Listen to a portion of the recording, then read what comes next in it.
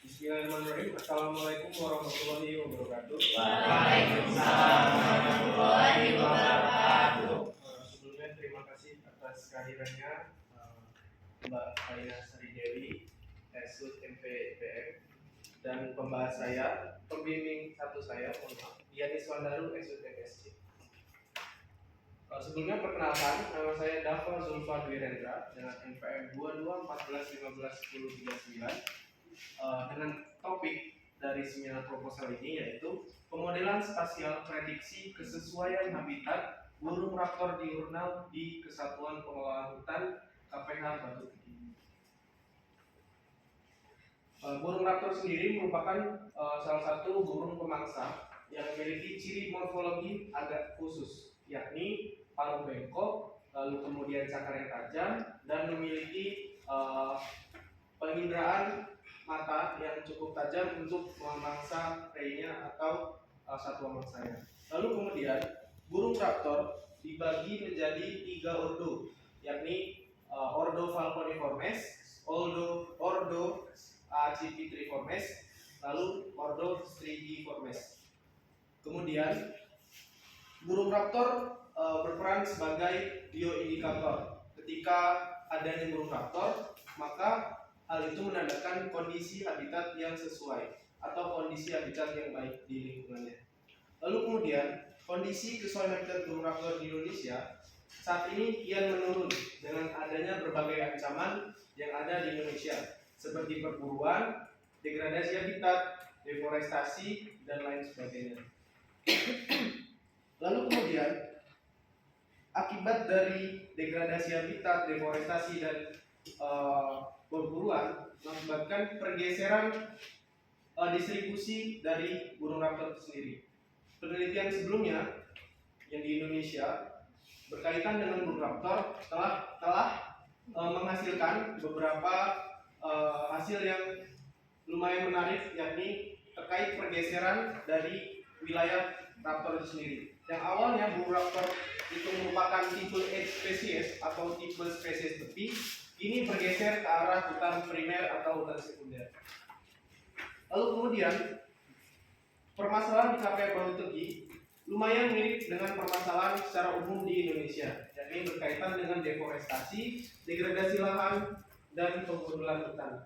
Hal ini mempengaruhi kondisi habitat dari burung raptor itu sendiri. Dan burung raptor itu ketika kondisi habitatnya tidak memungkinkan untuk ditempati, maka akan berpindah. Maka dari itu, kekayaan atau keanekaragaman dari burung raptor di KPH Batu Tinggi akan semakin berkurang.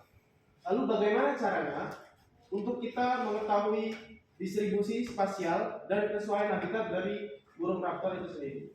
Yakni dengan melakukan pemodelan spasial Generalized Linear Model atau GLM. Tetapi berbagai macam model tidak menghasilkan keakuratan yang tinggi. Tapi ketika memakai maksimum entropi, algoritma maksimum entropi menghasilkan keakuratan yang hampir baik dibandingkan dengan pemodelan yang lain. Maka dari itu, penelitian mengenai kesesuaian habitat yakni mungkin dilakukan. Dengan penelitian ini akan menghasilkan keterbaruan data yang akan menunjang dalam upaya konservasi di suatu areal yang dilakukan penelitian. Yang di sini penelitian dilakukan di Kesatuan Pengelolaan Hutan KPH Batu Tinggi. Lalu berikut tujuan penelitian. Yang pertama, mengidentifikasi dan menganalisis keanekaragaman, kekayaan, dan kemerataan jenis raptor di KPH Batu Tinggi. Yang kedua, mengidentifikasi distribusi spasial burung raptor di KPH Batu Tinggi. Yang ketiga, memprediksi kesesuaian habitat burung raptor berdasarkan faktor lingkungan di KPH Batu Tinggi. Yang keempat, menganalisis faktor lingkungan apa yang paling berpengaruh terhadap kesesuaian habitat burung raptor di KPH Batu Tinggi. Lalu kemudian berikut adalah kerangka pemikirannya atau bisa disebut juga sebagai alur dari penelitian saya. Lalu kemudian waktu dan tempat. Waktu penelitian KPH Batu Tinggi yang nantinya akan dipilih beberapa tempat yang sesuai dengan kondisi burung raptor. Lalu kemudian alat yang digunakan yaitu alat gelis tali sheet, GPS, handphone, kamera, laptop, buku panduan pengamatan burung, dan binokular. Untuk bahannya ada beberapa bahan, yaitu berkaitan dengan data spasial, yakni citra satelit, lalu data-data numerik seperti website NASA yang nantinya akan dianalisis untuk menghasilkan data spasial berbasis faktor lingkungan. Lalu metode pengambilan data dibagi menjadi dua, yakni keberadaan raptor dan variabel lingkungan. Untuk keberadaan raptor, saya menggunakan metode point count dengan titik berada pada kondisi yang sesuai dari pengamatan raptor. Alasan mengapa tidak meletakkan titik yang sejalur atau mengikuti transect dengan jarak dari titik yang tepat, yakni karena ketika titik itu ketika titik itu sama atau misalkan jaraknya 100 meter, maka belum tentu ketika titik selanjutnya vegetasinya itu terbuka, karena ketika vegetasi tertutup maka pengamatan raptor menjadi sulit untuk dilakukan karena tidak bisa melihat secara visual dari burung raptor itu sendiri. Lalu data variabel lingkungan yang saya ambil itu yaitu suhu, kelembapan, elevasi, slope, curah hujan, tutupan lahan, indeks vegetasi ada 4, itu normalized difference vegetation index, lalu EVI, enhanced vegetation index, lalu SAVI, soil adjust vegetation index, lalu RV, atmospheric vegetation index. Lalu kemudian analisis data yang saya pakai yaitu keanekaragaman jenis dan winner dengan rumus sebagai berikut.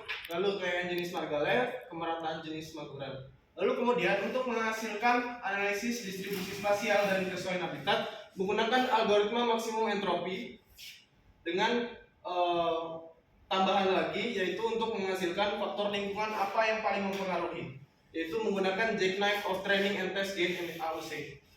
Untuk jackknife ini nantinya hasil dari analisis dari software maksimum entropi itu sendiri. Baik, terima kasih atas kesempatannya. Mohon maaf jika ada kesalahan. Wabillahi taufiq wal hidayah. Assalamualaikum warahmatullahi wabarakatuh.